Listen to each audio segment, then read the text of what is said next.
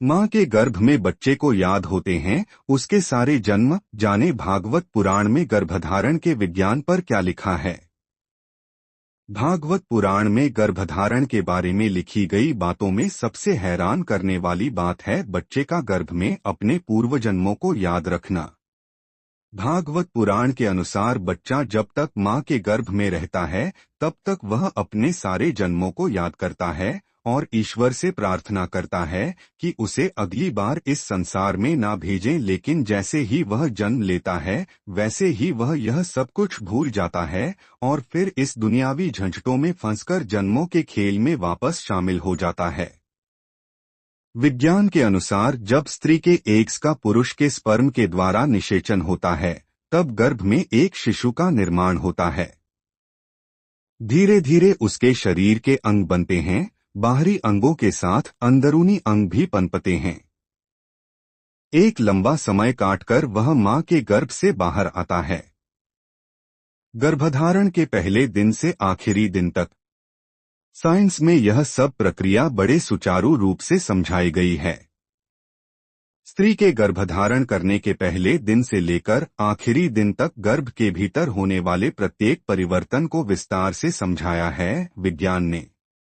वैज्ञानिक भाषा में इस प्रक्रिया को भ्रूण विज्ञान कहा जाता है। भागवत पुराण में भ्रूण विज्ञान, लेकिन आधुनिक विज्ञान से वर्षों पहले ही भागवत पुराण में भ्रूण विज्ञान का उल्लेख कर दिया गया था। कपिल मुनि द्वारा एक शिशु के जन्म की कहानी का वर्णन भागवत पुराण में विस्तारित रूप से किया गया है। कपिल मुनि द्वारा यह तथ्य भागवत पुराण में महाभारत की घटना के काफी बाद लिखे गए थे। बच्चे भगवान का तोहफा। लेकिन फिर भी यह समय आधुनिक वैज्ञानिकों द्वारा भ्रूण विज्ञान की व्याख्या से हजारों वर्षों पहले का था। जब तक आधुनिक विज्ञान द्वारा इस तथ्य को परिभाषित नहीं किया गया था तब तक पश्चिमी देशों का भी यह मानना था कि बच्चे भगवान द्वारा इंसान को दिया हुआ एक तोहफा हैं।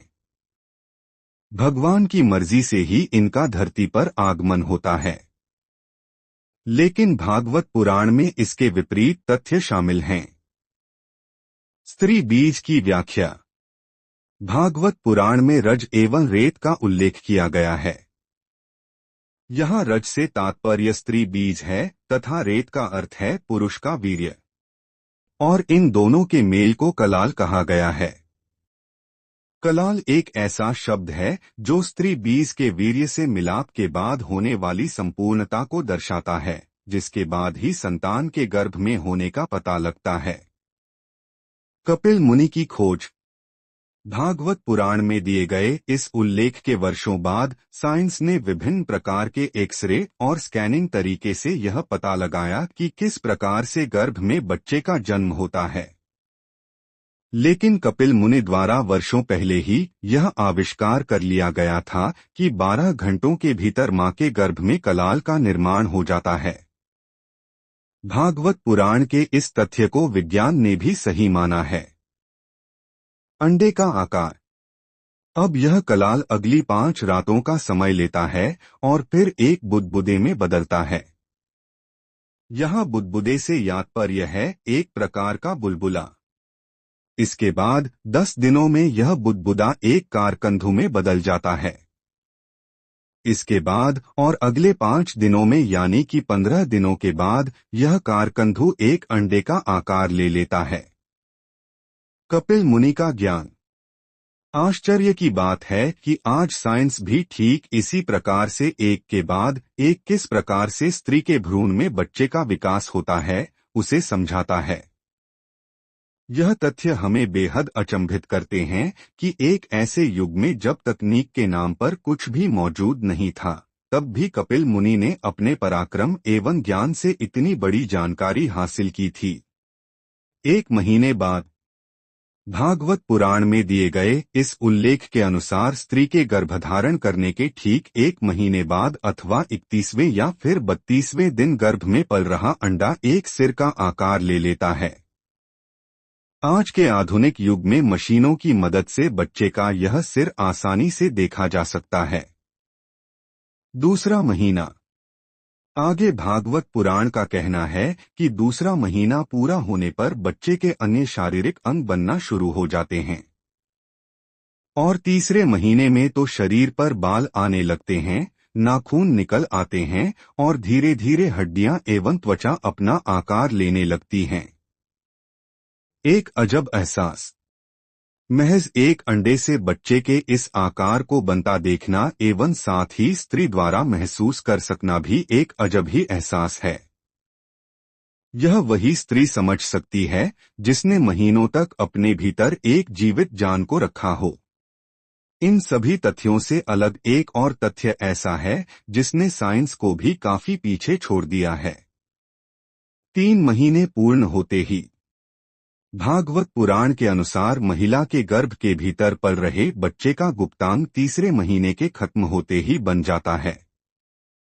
वैसे तो प्राइवेट पार्ट्स 8 हफ्तों के पूरे होने के बाद बनना शुरू हो जाते हैं, लेकिन 3 महीने पूर्ण होते ही इनका आकार अपने पूर्ण चरम पर पहुंच जाता है। 7 धातु का निर्माण। कपिल मुनि ने इसके बाद चौथे महीने का वर्णन पूर्ण आध्यात्मिक रूप से किया है। उनका कहना है कि चौथे महीने में गर्भ में पल रहे शिशु के 7 धातु अपना रूप ले लेते हैं। यहाँ 7 धातु का मतलब है रस, शारीरिक कोशिकाएं, रक्त, खून, स्नायु, मांसपेशियां, मेद, चर्बी, अस्थि, हड्डियां, मज्ज, तांत्रिका कोशिका तथा शुक्र, प्रजननऊतक। 5वें महीने में भूख प्यास महसूस होना। भागवत पुराण में गर्भ में पल रहे बच्चे को चौथे के बाद 5वें महीने में भूख प्यास महसूस होने लगती है।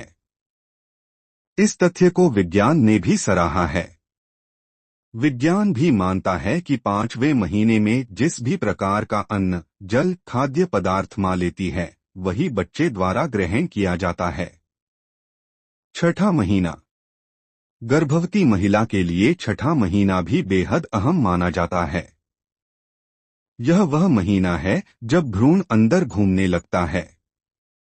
यह तथ्य भागवत पुराण में मौजूद है, जिसे विज्ञान भी मानता है, लेकिन इसके बाद 7वें महीने के तथ्य को विज्ञान आज तक समझ नहीं पाया है, या फिर आज भी वह इस खोज से कोसों दूर है।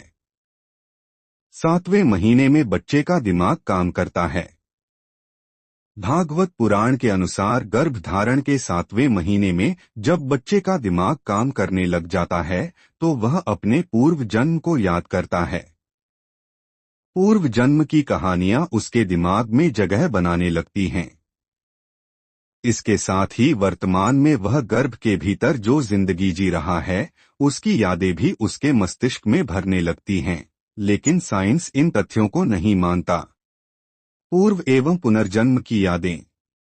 साइंस का कहना है कि 7वें माह में शिशु का दिमाग जरूर काम करने लग जाता है, किंतु पूर्व एवं पुनर्जन्म से संबंधित बातों को साइंस खारिज करता है। साइंस का कहना है कि यदि यह यादें दिमाग में भर जाती हैं, तो जन्म होने के बाद शिशु कैसे सब भूल जाता है, पीड़ा मिलने से भूल जाता है।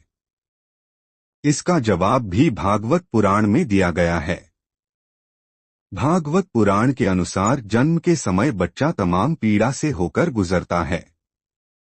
गर्भ से बाहर आते समय सबसे ज्यादा यदि उसके किसी अंग को कष्ट पहुंचता है, तो वह है उसका सिर। उसके सिर को मिलने वाली पीड़ा उसके दिमाग पर गहरा असर करती है, जिसकी वजह से वह कुछ याद नहीं रख पाता है। 8वां और 9वां महीना। इसके बाद कपिल मुनि बताते हैं कि 8वें महीने में शिशु अपने सिर और पीठ को मोड़कर मां के गर्भ में बैठा हुआ होता है। इसके बाद 9वें महीने में वह सांस लेना शुरू कर देता है। बच्चे को ऑक्सीजन और आहार अपनी माता द्वारा ही प्राप्त होता है और फिर 10वें महीने में प्रसूति वायु द्वारा शिशु को नीचे की ओर धकेला जाता है।